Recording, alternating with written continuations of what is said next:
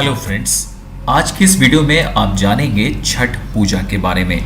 जी हाँ, दीपावली के बाद होने वाला ये त्यौहार बेहद ही खास माना जाता है। इस त्यौहार को मनाने के लिए ज़्यादा पूजा या किसी तरह का तामझाम करने की ज़रूरत नहीं है। अमीर से अमीर और गरीब से गरीब अपनी सहूलियत के हिसाब से छठ पूजा कर सकता है। इस पर्व को मनाने वालों के बीच किसी तरह का भेदभाव, ऊंच नीच नहीं दिखता है।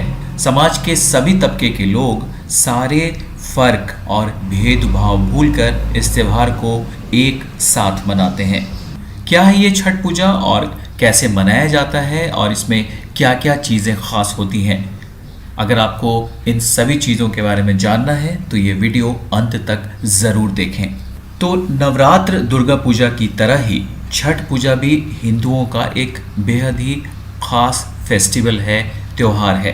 क्षेत्रीय स्तर पर बिहार और यूपी के कुछ इलाकों में और नेपाल में इसे खास तरीके से मनाया जाता है। बिहार और यूपी के इन इलाकों में रहने वाले लोग भारत के जिन हिस्सों में भी जाकर बस गए हैं या वहाँ रहते हैं, वहाँ भी ये त्यौहार काफ़ी धूमधाम से मनाया जाता है। छठ पूजा मुख्य रूप से सूर्य देव की उपासना का पर्व है। पौराणिक मान्यताओं के हिसाब से छठ को सूर्य देवता की बहन माना जाता है। मान्यता है कि छठ पर्व में सूर्य की पूजा करने से छठ माई प्रसन्न होती हैं और इससे घर परिवार में सुख शांति बनी रहती है। सूर्य देव की आराधना का ये जो पर्व है, ये साल में 2 बार मनाया जाता है। चैत्र शुक्ल षष्ठी और कार्तिक शुक्ल षष्ठी, इन 2 तिथियों को ये पर्व मनाया जाता है। हालांकि कार्तिक शुक्ल षष्ठी को मनाया जाने वाला ये छठ पर्व मुख्य माना जाता है। 4 दिनों तक चलने वाले इस छठ पर्व को छठ पूजा, डाला छठ, छठी माई छठ, छठ माई पूजा, सूर्य षष्ठी पूजा आदि कई नामों से जाना जाता है। आइए अब जानते हैं कि आखिर क्यों किया जाता है ये छठ पूजा। छठ पूजा करने या उपवास रखने के सबके अपने अपने कारण होते हैं, लेकिन मुख्य रूप से छठ पूजा सूर्य देव की उपासना कर उनकी कृपा पाने के लिए की जाती है। सूर्य देव की कृपा से सेहत अच्छी रहती है और घर में धन धान भरा रहता है। छठ माई संतान प्रदान करती हैं। सूर्य सी श्रेष्ठ संतान के लिए ये उपवास किया जाता है। इसके साथ ही अपने दूसरे मनोकामनाओं की पूर्ति के लिए भी व्रतधारी इस व्रत को करते हैं।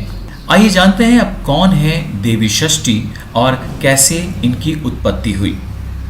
छठ देवी को सूर्य देवी की बहन बताया जाता है, लेकिन छठ व्रत कथा के हिसाब से छठ देवी ईश्वर की पुत्री देवसेना बताई गई हैं। देवसेना अपने परिचय में कहती हैं कि वो प्रकृति की मूल प्रवृत्ति के 6वें अंश से उत्पन्न हुई हैं। यही कारण है कि उन्हें षष्ठी कहा जाता है। देवी कहती हैं कि अगर आप संतान प्राप्ति की कामना करते हैं तो आप मेरी पूजा करें।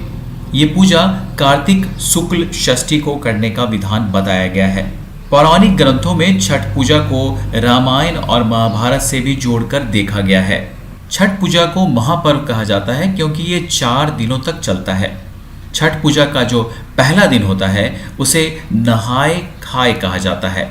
दरअसल छठ का जो ये पर्व है उसमें साफ सफाई और उपवास करने का बेहद ही महत्व बताया गया है। छठ पूजा के पहले दिन नहाए खाए, जो कि कार्तिक शुक्ल चतुर्थी को होता है, नहाए खाए के साथ ही छठ की शुरुआत होती है। मान्यता है कि इस दिन व्रती स्नान कर नए वस्त्र धारण करते हैं और शाकाहारी भोजन लेते हैं। व्रतधारी के भोजन के बाद ही घर के दूसरे सदस्य भोजन करते हैं।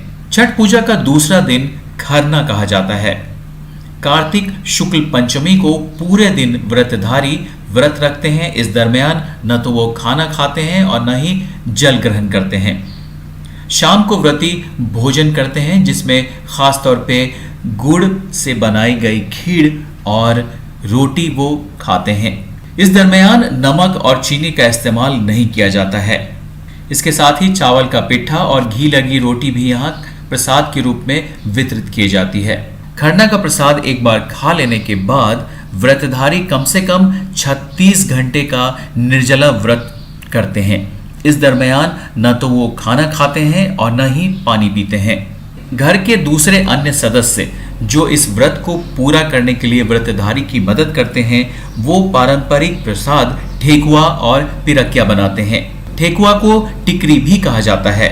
बांस की एक टोकरी बनाई जाती है जिसमें घर में बने हुए ये सारे जो ठेकुआ पिरकिया हैं, इसके साथ ही 5 अन्य तरह के फल, इसके साथ ही पान के पत्ते, सुपारी, गन्ना और जो सीजनल फ्रूट्स हैं वो सारे इस टोकरी में रखे जाते हैं। और फिर तीसरे दिन इस प्रसाद को लेकर लोग नदी किनारे एकत्रित होते हैं और जो व्रतधारी होते हैं वो पानी के नीचे जाते हैं और सभी व्रतधारी और परिवार के अन्य जो सदस्य हैं वो डूबते हुए सूर्य को जल से अर्घ्य देते हैं। अगले दिन फिर सभी लोग सेम जगह पे एकत्रित होते हैं और भगवान सूर्य के उगते हुए रूप को अर्घ्य देते हैं और अर्घ्य देने के बाद व्रतधारी अपना व्रत तोड़ते हैं।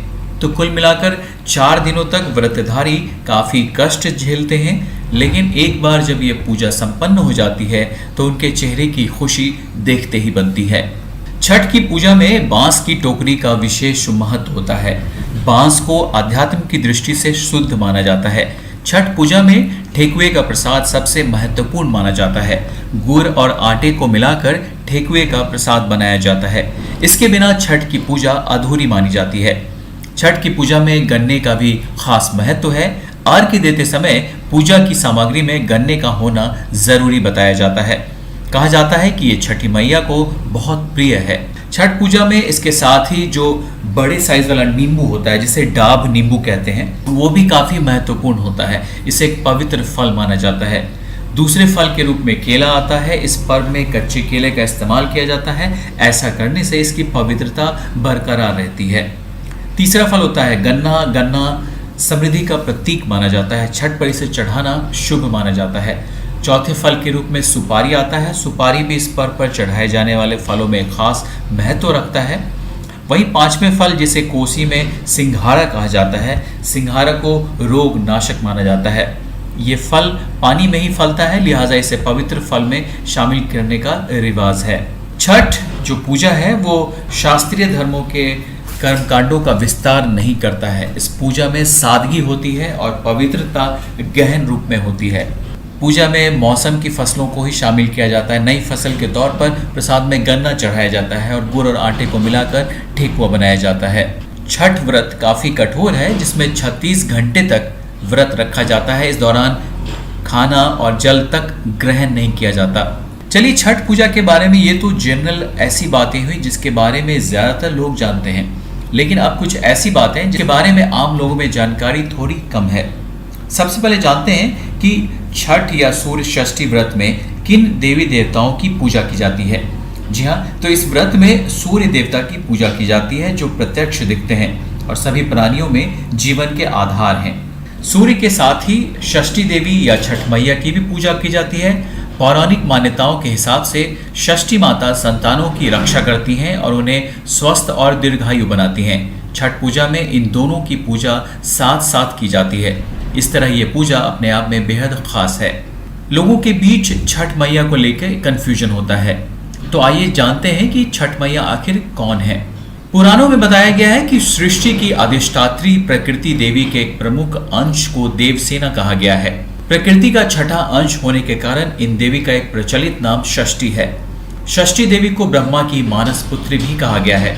पुराणों में इन देवी का एक दूसरा नाम कात्यायनी भी है, जिनकी पूजा नवरात्रि में षष्ठी तिथि को होती है। षष्ठी देवी को ही स्थानीय बोली में छठ मैया कहा जाता है, जो निसंतानों को संतान देती हैं और सभी बालकों की रक्षा करती हैं। भगवान सूर्य की गिनती उन 5 प्रमुख देवी देवताओं में की जाती है जिनकी पूजा सबसे पहले करने का विधान है। पंचदेव में सूर्य के अलावा जो 4 अन्य देव हैं उनमें गणेश, दुर्गा, शिव और विष्णु शामिल हैं।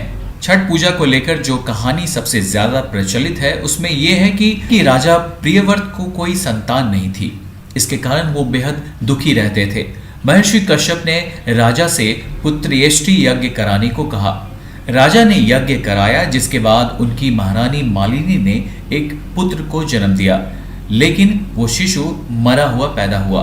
राजा का दुख देखकर एक दिव्य देवी प्रकट हुई और उन्होंने इस मृत बालक को जीवित कर दिया। देवी की इस कृपा से राजा बहुत खुश हुए। उन्होंने षष्ठी देवी की स्तुति की।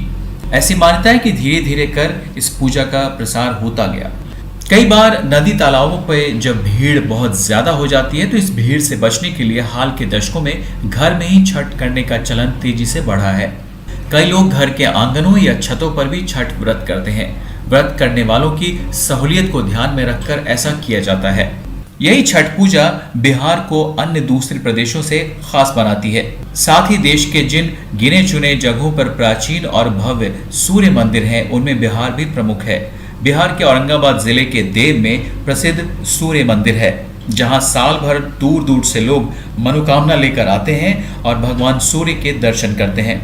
सबसे बड़ी खासियत यह है इस मंदिर की कि इस मंदिर में जो मुख्य द्वार है वो पश्चिम दिशा की ओर है, जबकि आमतौर पर किसी भी मंदिर का जो मुख्य द्वार है वो पूर्व दिशा की ओर होता है।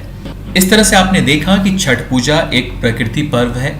छठ पूजा भगवान सूर्य और उनकी जो बहन है, जिन्हें छठ माता या षष्ठी देवी कहा जाता है, उनकी पूजा का खास पर्व है। सदियों से चली आ रही छठ पूजा की जो परंपरा है वो हमेशा कायम रहेगी, क्योंकि इसकी बदौलत ही लोग छठ पूजा के दरमियान अपने घरों में आते हैं और इससे बिहार की जो संस्कृति है उसकी भी रक्षा होती है। अंत में आप सभी को छठ पूजा की ढेरों शुभकामनाएं देता हूं और भगवान सूर्य और माता षष्ठी देवी से आराधना करता हूं कि वो अपनी कृपा दृष्टि आप सबों पर हमेशा यूं ही बरसाते रहें। आज के लिए इस वीडियो में इतना ही। अगर ये वीडियो पसंद आया हो तो प्लीज़ लाइक करें, अगर ना पसंद आया हो तो डिसलाइक करें। चैनल से जुड़ें। वीडियो देखने के लिए बहुत बहुत धन्यवाद।